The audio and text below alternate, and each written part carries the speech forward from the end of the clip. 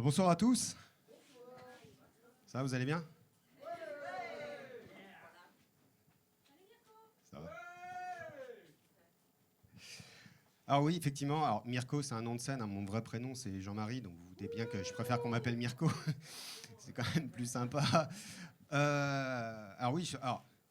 Oui, je vis à Lisbonne, enfin juste à côté, depuis 2015, mais je suis français, hein, je viens de Reims initialement. Et effectivement, j'ai rencontré Teddy en 2007-2008, quand on a commencé à faire du slam ensemble, à Reims.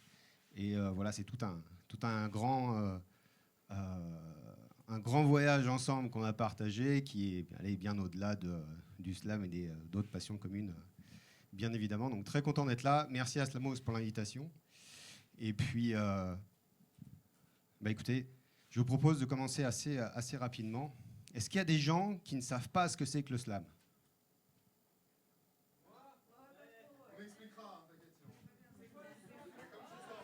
Ok, non, mais je vais prendre 2 petites minutes juste pour une question très simple. Alors, je vais vous laisser les règles. Je vais vous parler juste du format parce que c'est un tournoi. Donc, c'est une compétition. Et c'est quelque chose qui questionne pas mal de gens, la notion de la compétition, comment on met des scores à des gens qui viennent partager quelque chose sur scène. Alors, je vous propose un autre angle de réflexion par rapport à ça et par rapport à la notion de compétition, puisque c'en est une. Ce que je dis souvent, c'est que je vous engage à regarder ça en faisant la différence entre la compétition et le résultat. La compétition, c'est juste le fait de s'améliorer. Et pour s'améliorer, on a besoin des autres. Parce qu'on peut aller jusqu'à un certain point qui est ce qu'on sait, et pour aller plus loin, on a besoin de travailler sur ce qu'on ne sait pas. Et pour ça, on a besoin des autres. Et la compétition, elle est là pour ça. La notion du tournoi, telle qu'elle a été inventée par Mark Smith en 86, donc qui est le créateur du slam, qui a été créé en Chicago en 86, c'était juste de créer une interaction entre le public et la scène. Donc, oubliez les notes. Les notes, c'est pour le jeu. C'est fait pour créer cette interaction. Ça n'a jamais été un jugement de valeur par rapport à la qualité de ce qui se passait sur scène. Donc, c'est juste ça. Moi, je vais partager juste quelques petites choses avec vous. Donc, je vais passer 5 fois. Et je vais essayer de faire de mon mieux pour montrer des choses très différentes, puisque pour moi, c'est ça la force du truc. C'est un espace de liberté d'expression où on peut justement exprimer tout ce qu'on est et tout ce qu'on veut. Et c'est d'ailleurs très très intéressant, puisque 98% des slammeurs, dont je fais partie bien entendu, on veut tous pousser les murs, avoir la liberté, etc. etc. Et puis dès qu'on a un espace où on peut faire ce qu'on veut, et on reste tous dans une ligne et on fait tous la même chose tout le temps. C'est quelque chose d'intéressant à observer. Donc je vous engage à venir sur ces scènes, vous exprimer tel que vous êtes, et vous allez voir que c'est une super expérience à faire. Donc je vous encourage à faire ça ce soir ou un autre. Et puis en attendant, allons-y. Et merci d'être là, bien entendu, parce que s'il n'y a pas d'audience, il n'y a pas de partage.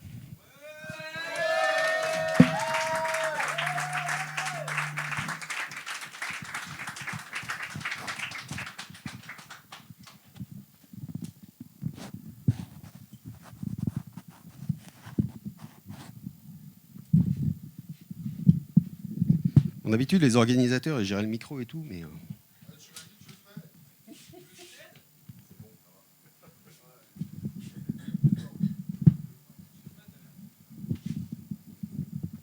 C'est bon, vous inquiétez pas, j'ai l'habitude. Oui.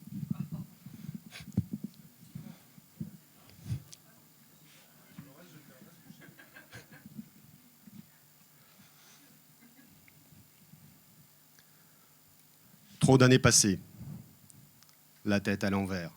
Trop d'années passées à subir l'univers. Trop d'années passées à plier sous la honte. Trop d'années passées à regarder ces pompes, trop de souvenirs essuyés par ceux qui ne font rien, trop de critiques endurées et juste ronger son frein, trop de conseils donnés avec la meilleure des intentions, trop de conseils écoutés, se sentir un peu plus con, trop de sentiments ignorés tuant dans l'œuf l'instant, trop de sentiments ignorés sans Pilant avec les ans, trop d'erreurs pas assumées viennent s'ajouter à la liste. Trop d'erreurs inavouées, et pas à l'ombre d'une piste. Trop de choses qu'on n'a pas dites par fainéantise ou bien par peur. Trop de choses pas écrites qu'on a gardées sur le cœur. Trop de mots qui doivent sortir parce que là ça devient critique. Trop de mots qui doivent rugir, qui viennent du plus profond des tripes. Et maintenant qui et maintenant quoi? Peux-tu m'expliquer ce que tu fais quand tous ceux auxquels tu crois ne fait juste qu'imploser? Et puis maintenant, et puis pourquoi? Pourquoi quelqu'un voudrait m'aider? Ces problèmes n'engagent que moi, mais seul je ne peux pas y arriver. J'ai prié Dieu, le monde, la terre pour me sortir de là où je me suis fourré, mais je peux crever car mon cimetière est au milieu de la société. Personne ne crie, personne ne bouge, tout le monde s'en fout, c'est à gerber. Alors on dénonce ces ravages, mais on n'est pas plus avancé. Alors on se venge, on donne des leçons, en oubliant les beaux principes. À tous ceux qui se posent des questions, comme tous les connards qu'on critique. Car il y a les loups et les agneaux, et plus qu'à choisir son côté. Alors on ne fait que montrer les crocs en espérant se protéger. Aujourd'hui on sent bien mieux, même s'il n'y a rien chez nous n'est réglé. Aujourd'hui on sent bien mieux, car il y a du monde à piétiner. Il n'y a plus rien à élever. On veut juste qu'il soit plus bas. Il n'y a plus rien à espérer. C'est trop tard et c'est comme ça. On oublie. C'est comme ça. On abandonne. C'est comme ça. On s'auto-pardonne. C'est comme ça. On se comporte et on crève comme des rats.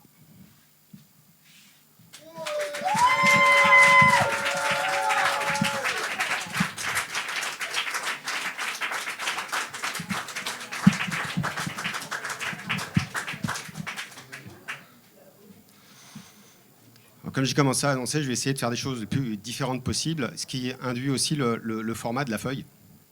Parce que c'est pas parce qu'on fait du slam depuis longtemps qu'on n'a pas le droit d'avoir sa feuille. Et c'est pas parce qu'on commence ou qu'on en fait depuis moins longtemps qu'il faut impérativement avoir un texte par cœur. Donc voilà, vous ne vous sentez pas bridé par ça. Je vais participer avec la feuille aussi dans le deuxième set. C'est une autre manière de performer. C'est tout l'art du truc, c'est la différence entre lire et performer un texte qu'on lit. C'est pas la même chose. C'est de la technique aussi. Mais voilà, on a tous commencé avec la feuille. Et puis, pour vous donner un ordre d'idée, il m'a fallu un peu plus de 2 ans de pratique. Je faisais ça tous les mois pour commencer à avoir un texte par cœur sur scène. Donc voilà, ne vous inquiétez pas, ça va le faire.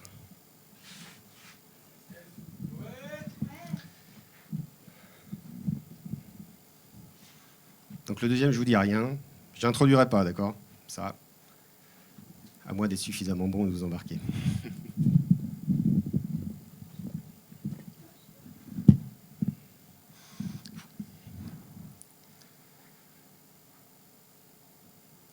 Il y a certaines heures où tout devient superflu. Ici, c'est le malheur, car un proche n'est plus. Plus qu'un proche, sa femme, qu'il aimait depuis si longtemps. Il a vu s'éteindre sa flamme, une vie balayée en un instant. Que dire, que faire pour soulager l'insoulageable? Que se dire, quoi faire pour surmonter l'insurmontable? Une vie est partie, une autre reste. Ainsi va la vie, et la mort moins enchanteresse. Je n'ai jamais compris l'optimisme forcé des gens à la messe, car 2 esprits se sont évanouis, et pour le restant, désormais, le temps presse. Il ne veut plus continuer. Avec elle, c'est fini sa vie. Rien ne pourra le consoler. Aucun espoir n'est plus permis. Il se met à se demander ce que c'est que l'autre vie, dans l'unique but avoué de retrouver celle qu'il a toujours chérie. Dans ses yeux, l'abandon a pris toute la place. Ce regard moribond qui fit ce monde me glace. J'ai vu mon grand-père mourir de son vivant. Peu importe les prières, rien ne lui redonnera du mordant. J'ai vu mon grand-père sans sourciller se laisser mourir. Il n'était plus dans la même sphère et pourtant il savait encore sourire. Je n'ai jamais su trouver le moyen de lui en parler et je n'ai jamais pu lui apporter le soutien que j'aurais aimé. Ce jour-là, j'étais là, prostré à ses côtés. Je ne réalisais pas ce qui venait de nous arriver. La douleur de ce décès nous laissait sans voix. Sur mon épaule, il pleurait. Je ressentais tout son désarroi. Excuse-moi, grand-père, d'avoir pas répondu présent, d'avoir pas été assez ouvert, d'avoir laissé porter ton tourment. Je me souviens dans ce train, la dernière fois que je t'ai vu, t'as eu ce sourire plein d'entrain. Ce fardeau n'était plus. Car tu allais mourir et tu le savais. Moi aussi, et je prenais conscience que c'était la dernière fois que je te voyais et quelle allait être ton absence. Je n'oublierai jamais ces paroles qui ont façonné ce mythe. Je vais la retrouver, elle. Il faut que je vous quitte. Au fond de moi, je n'y crois pas, mais j'espère qu'il y a une autre vie. Car dans ce cas où qu'ils soient, ils seront heureux puisque réunis. Quant à moi, je suis toujours là. Il m'accompagne dans tout ce que je fais, dans tout ce que je vis ici-bas, et sa mémoire toujours j'honorerai. Mon grand-père Marcel, ton souhait, à travers moi, se réalisera. Et comme dans ce train, je te l'avais demandé, fais-lui une bise pour moi.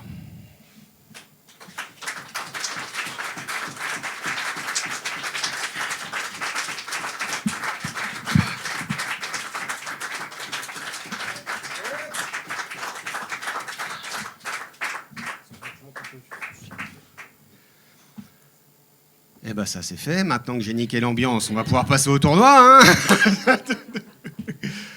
Alors, je voudrais s'il vous plaît prendre le temps, dans un premier temps déjà, de remercier Teddy, Noël, Slamoz pour ce travail, pour ce qu'ils font, pour l'invitation. Merci à eux. Merci aussi la Trappe Rêve pour organiser ce type d'événement. Merci pour l'accueil, l'atmosphère. Voilà, de m'avoir fait sentir chez moi dès que je suis arrivé. Merci à vous. C'est pas toujours pareil. Et puis je voudrais qu'on fasse un max de bruit pour tous les slammers qui vont passer, s'il vous plaît, parce que c'est pas facile d'être ici. Donc on peut les encourager très fort. Et rendez-vous tout à l'heure.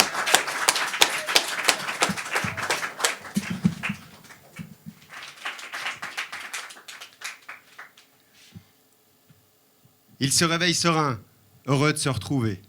Pour un petit matin où ils peuvent s'embrasser. Ils se lèvent, se prennent par la main et se dirigent vers le petit-déj. Ça arrive aussi à des gens bien. Ils se dévorent des yeux, ils rient pour un rien. Plus rien n'existe autour d'eux, ils en oublient le quotidien. Les stores sont fermés et pendant ce temps, il se pourrait bien que la terre continue de tourner. Ça arrive aussi à des gens bien. Ils se demandent ensemble de quoi sera fait demain. Aujourd'hui, la vie les rassemble, mais le futur est incertain. Le carpe diem à la vie dure, même si leur couple s'y tient. Ils ne passent jamais loin des murs. Ça arrive aussi à des gens bien. Ils se préparent, ils s'habillent, de doutes comme d'envie, ils sont pleins. Et au fond de leur pupille, lui, cette étincelle qui fait tant de bien. Devant la porte, ils se regardent, se prennent une dernière fois la main. C'est la fin de leur parade, ça arrive aussi à des gens bien.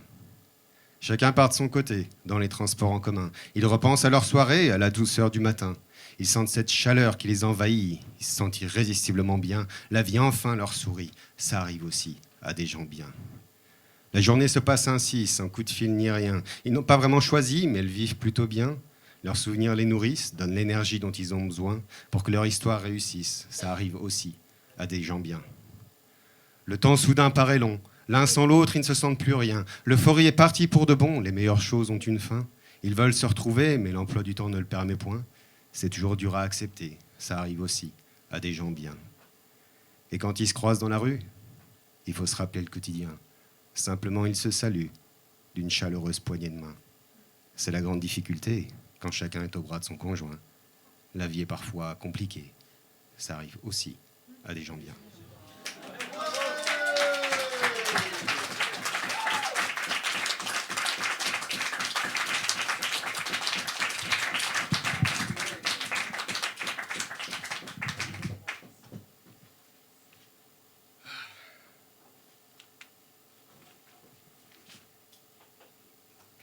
Un détail con, je suis pas habitué à recto verso.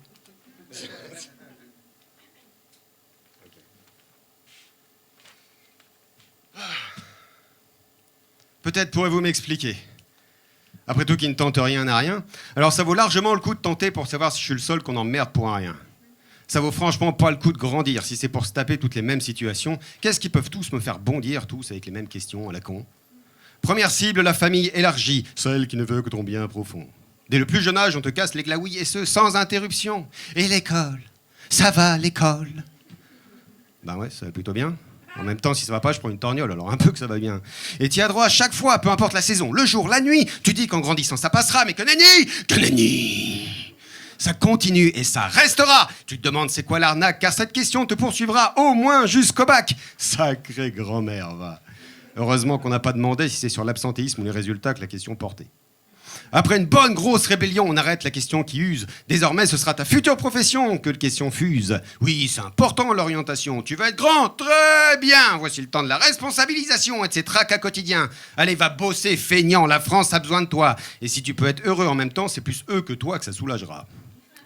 Alors tu t'arraches, tu fais en sorte de construire ta vie et tu te dégotes un semblant de travail. Mais à chaque fois que tu remplis les prérequis, il y en a toujours d'autres qui sortent de leur attirail. Est-ce que c'est vraiment stable? Tu t'y vois encore dans 10 ans? Est-ce que c'est une expérience valable pour ta carrière? T'as un plan?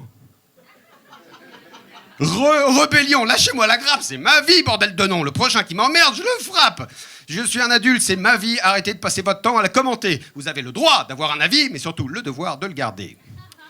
Enfin, tranquille, ça y est, c'est fini. Enfin, c'est ce que tu crois. La suite, t'auras aussi tes amis qui se mettront à te casser les noix. Il y a tellement d'autres sujets, tous aussi hasardeux les uns que les autres. Les questions ne s'arrêteront jamais colportées par tous ces apôtres. Quand est-ce que tu nous ramènes une copine? Silence gêné pour les uns, rire nerveux pour autres autochtones. T'en as encore à te mettre des mines quand les autres se marient et font des mômes. Bah quand j'arrêterai de tomber sur des connasses. Et quand je penserai à autre chose que niquer. Mais si je dis ça, mamie, je la fracasse. Infarctus garanti à cause de la vérité. Alors comme d'hab, t'essaies d'évoluer, sauf que c'est pas pour leur faire plaisir que tu cours après la bonne pour l'attraper. Mais si ça peut te permettre de fuir. À ce moment triomphant, tu présentes ta certitude au juge de paix. Et là, calmement, ça reprend. Quand est-ce que vous vous mariez? Et c'est une chaîne sans fin. Après, bien sûr, ce sera les enfants. L'achat de la maison dépasse sur le prix du terrain. Le montant disponible sur le plan épargne logement. À quand la prochaine promotion? Si on a bien pensé à préparer la retraite, le prochain voyage, quelle destination? Et la rentrée des mômes, c'est bien faite. Eh ben tiens, parlons de ça. Vos enfants, ça va à l'école? Désolé, gamin. La boucle est bouclée. Si jeune. T'es foutu, désolé.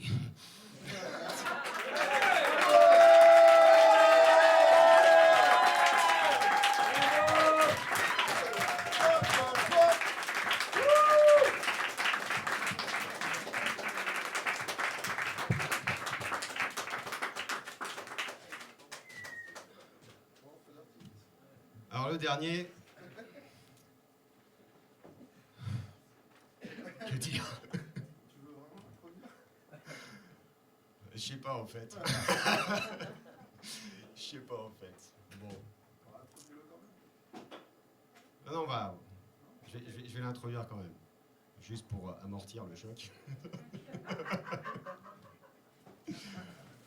Alors, ça parle d'un sujet simple, hein, la religion. Alors. Bon, en tout cas, pour moi, ça va être un sacré, je peux te le dire. Tu vas voir, mais bon. Alors, le but de ce texte, c'est pas de dire que c'est bien ou c'est mal, d'accord? C'est juste de dire que c'est comme tout, ça dépend comment on l'utilise. Voilà. Ça s'appelle donc l'évangile du combattant. Ça commence par une citation, vous pourrez me citer. Saint Jean est à Saint Baptiste ce que Saint Raphaël est à Saint Tropez. Chapitre 1. Renonciation au bien, matériel. Seigneur Dieu, par la présente, je te donne mes derniers deniers. Je prie pour toi et pour payer à tes apôtres leurs saints frais d'essence. Que tes œuvres sont belles, que tes œuvres sont grandes. Seigneur, Seigneur, tu nous combles de joie. Seigneur, Seigneur, tu nous offres des combats. Chapitre 2. Renonciation au mal. Seigneur, devant toi je jure d'ignorer le malin. Je ne tuerai ni ma femme, ni sa mère, ni même son chien. Et ce quoi qu'il se passe en toutes circonstances, sauf si, gardez mon Seigneur, c'est par inadvertance. Je ne tuerai que ceux dont tu m'en donneras l'ordre. Seigneur, devant toi je jure d'ignorer le malin. Je jure que jamais je ne tuerai mon prochain. Sauf s'il se trouve que c'est un gros connard qui me fait chier et que circonstance aggravante, il est plus con que ses pieds. Je ne tuerai que ceux dont tu m'en donneras l'ordre. Que tes œuvres sont belles, que tes œuvres sont grandes. Seigneur, Seigneur, tu nous combles de joie. Seigneur, Seigneur, tu nous offres des combats. Chapitre 3. Serment du soldat de Dieu. Je jure, Seigneur, de n'obéir qu'à vous, en temps de victoire comme au 36e dessous. En interrogatoire, je prierai la sainte mandale pour obtenir toutes les informations capitales. Je me prosterne devant vous, Seigneur Dieu. J'honorerai ma femme, mon serment et mes aïeux. Je jure que chacun de vos ennemis sera broché par un pieu. Je suis et je resterai un soldat de Dieu. Que tes œuvres sont belles, que tes œuvres sont grandes. Seigneur, Seigneur, tu nous combles de joie. Seigneur, Seigneur, tu nous offres des combats. Chapitre 4. Sainte honnêteté du combattant. Je combats pour la seule chose qui est juste, ce souffle de vie que je sens au fond de mon buste. Je me sens envahi du courage des héros d'antan. Je suis vraiment chef aveuglément. Gloire à toi, Saint-Ol. On ne discute pas les coups et les douleurs, et bien peu m'importe si j'en meurs. Car si au combat je me fais ruiner ma race, au paradis mon apôtre m'a promis 1000 bombasses. Gloire à toi, Saint-Ol. Je jure après un saint carnage de passer en mode saint pillage. On pourra aussi violer n'importe quelle gueuse grâce au saint shoot XXL en intraveineuse. Gloire à toi, Saint-Ol. Alors mes frères, fêtez nos victoires, nous noyer dans la bière en contant nos histoires. Dans le livre du monde, nous écrivons un nouveau chapitre. Fêtons la mort de notre libre arbitre. Gloire à toi, Saint-Ol. Que tes œuvres sont belles, que tes œuvres sont grandes. Seigneur, Seigneur, tu nous combles de joie. Seigneur, Seigneur, tu nous offres des combats.